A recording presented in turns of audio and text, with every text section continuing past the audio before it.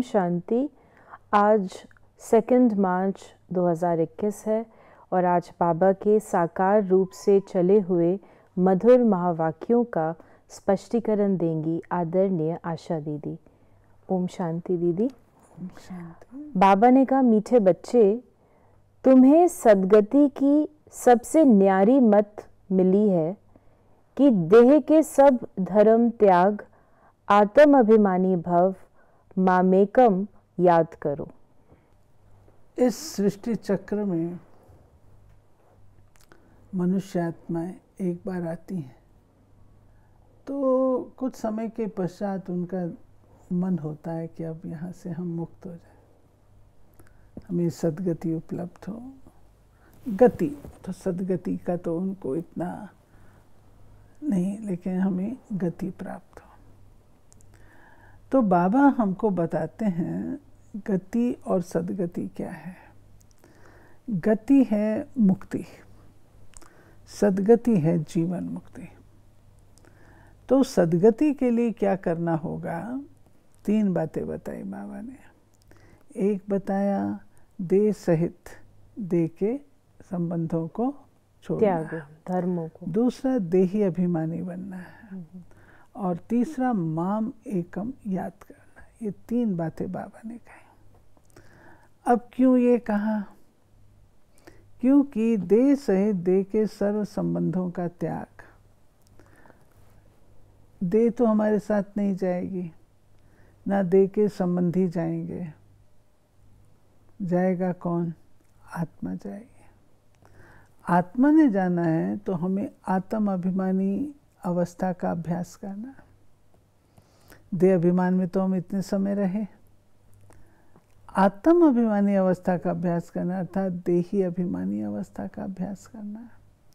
मैं देह से न्यारी आत्मा हूँ, देह के द्वारा कर्म करने वाली आत्मा हूँ।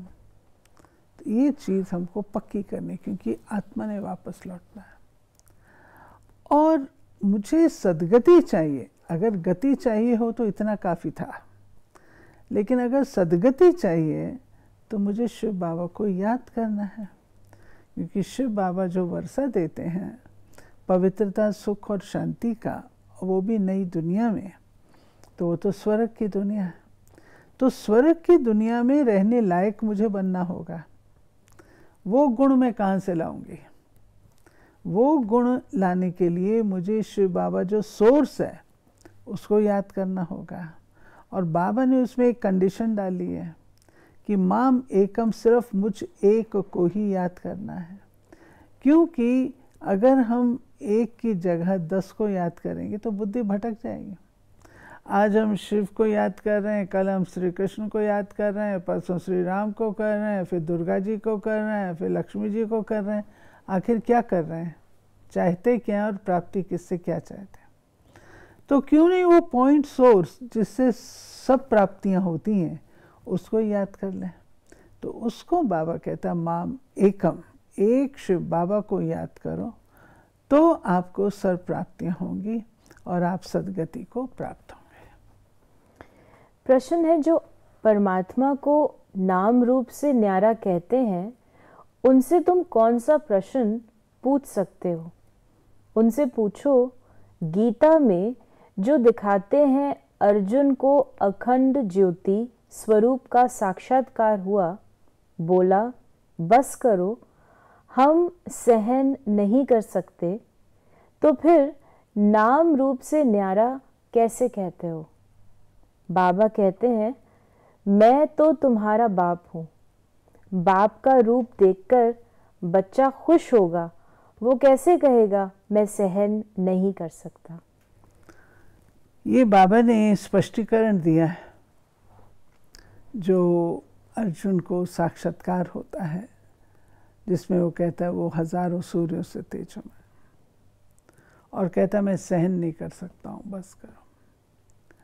तो वास्तव में शिव बाबा ने ये बात क्लियर की है कि मैं नाम रूप से न्यारा नहीं हूँ। मेरा नाम और रूप आप सबसे न्यारा है।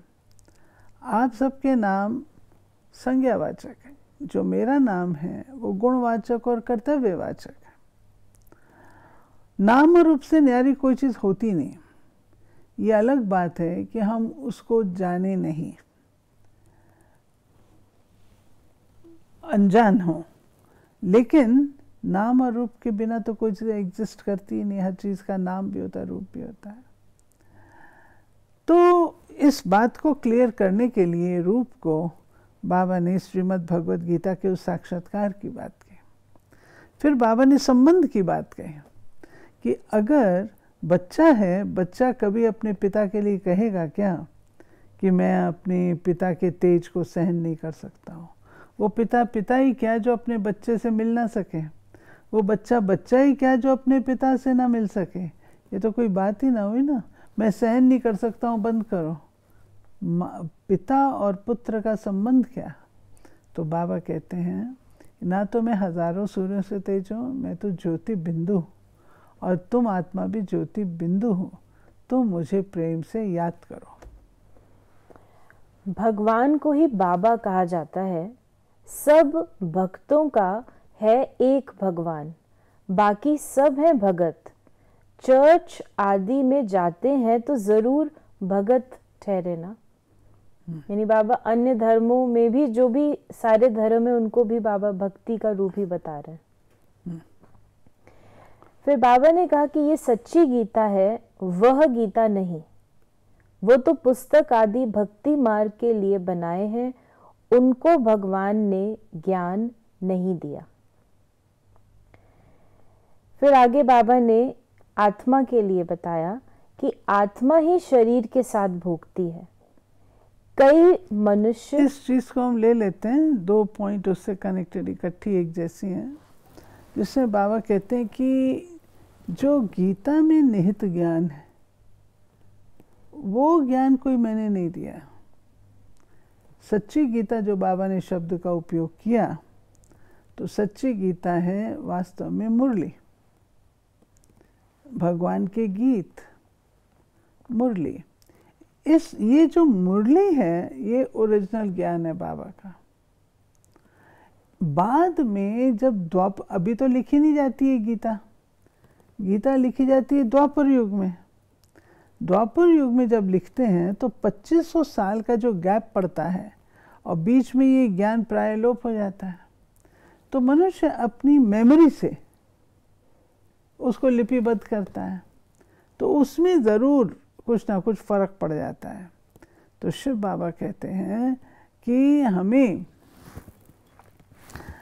गीता वो कोई उठा के पढ़ने वाली बात नहीं है, परंतु जो भगवानुवाच है उसका अध्ययन करो, उसकी डेप्थ में जाओ, और वह जो है सच्ची सच्ची गीता है।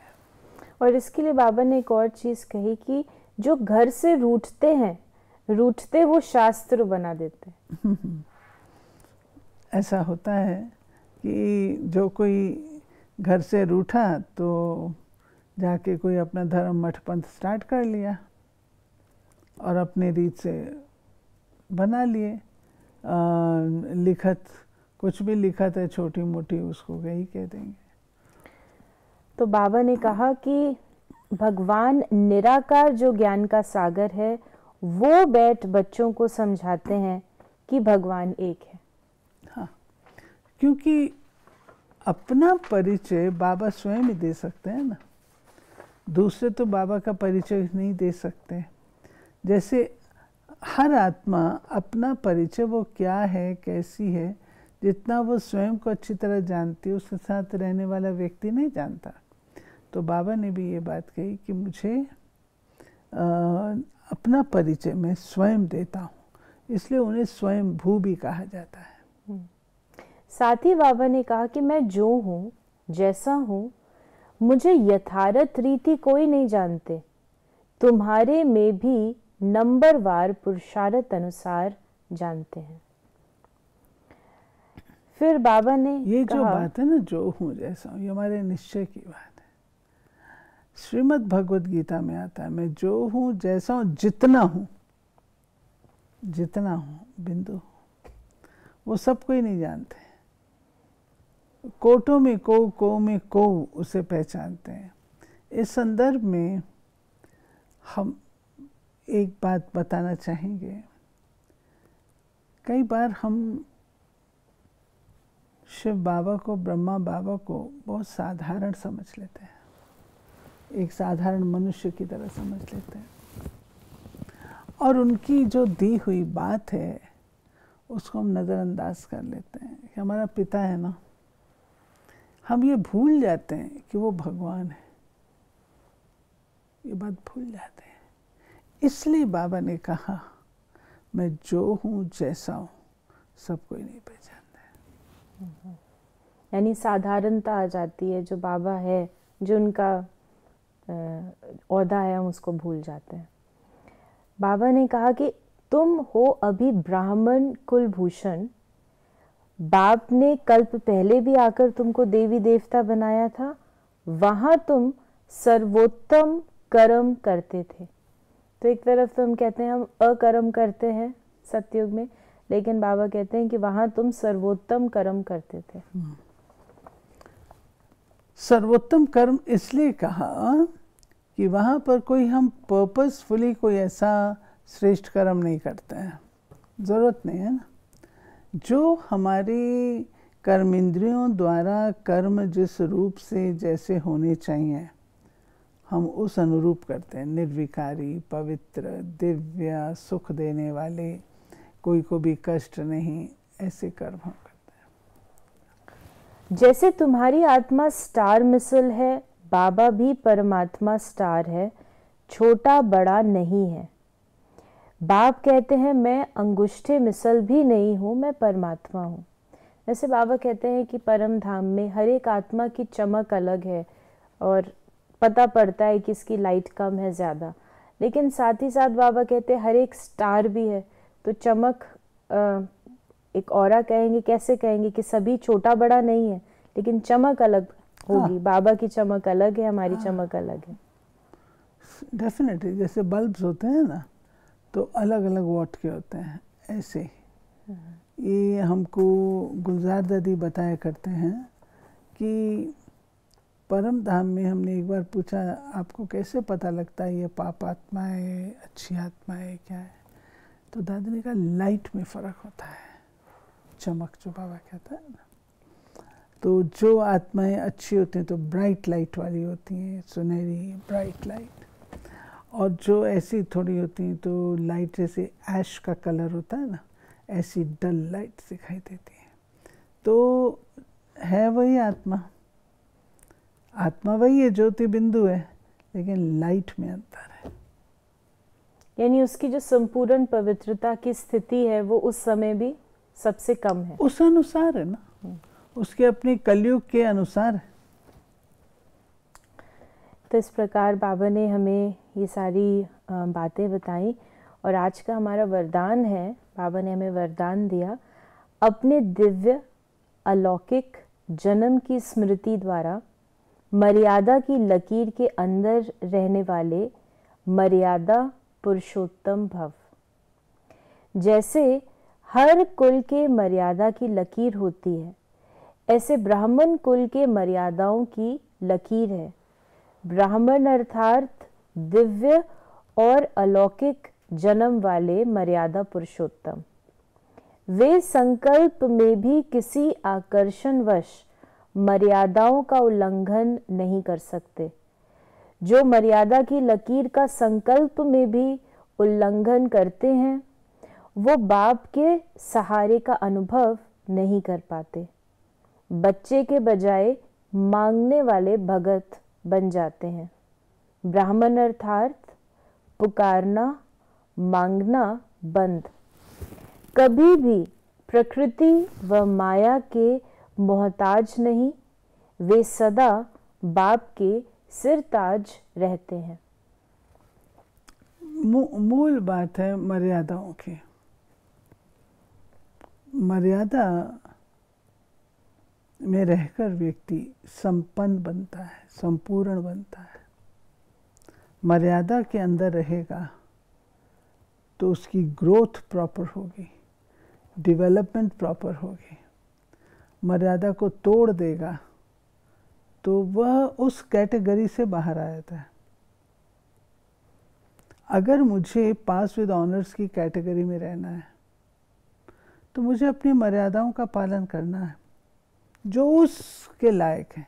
अगर मैंने राजा बनना है तो राजा बनने की जो मर्यादाएं हैं उसके अंदर मुझे रहना होगा।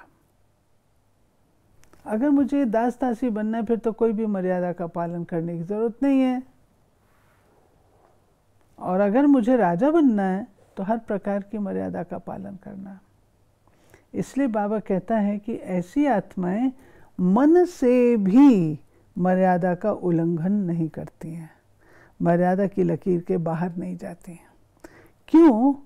राजा माना रॉयल, और जो रॉयल्टी के गुण हैं वो यही है ना। अनरॉयल है, थोड़ा बाहर चले गए आ गए, जैसे अनरॉयल्टी। रॉयल्टी उसको मेंटेन करना, अपने स्वमान को मेंटेन कर सकना।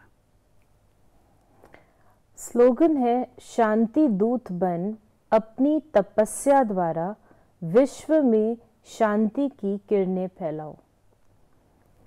शांति दूत बन अपनी तपस्या द्वारा शांति की किरणें विश्व में शांति की किरणें फैलाओ। विश्व को चाहिए ये। तो बाबा जब हमको शांति दूत का टाइटल देता है तो हमें अपनी शांति की किरणें सब ओर फैलानी है। और जहाँ हम बैठे उसको छोड़ो, जहाँ हम बैठे वहाँ पर शांति की किरणें दें। यानी विश्व से पहले हमारे चारों ओर हम सबको शांति दे रहे हैं, अशांति नहीं फैला। तो ये थे बाबा के आज के महावाक्यों का स्पष्टीकरण। यदि आपके मन में भी कोई सवाल है तो आप उसे व्हाट्सएप कर सकते हैं या मैसेज कर सकते हैं 8826599309 पर, और हम आपके सवालों का उत्तर प्रश्नोत्तरी कार्यक्रम में देने का प्रयास अवश्य करेंगे। ओम शांति।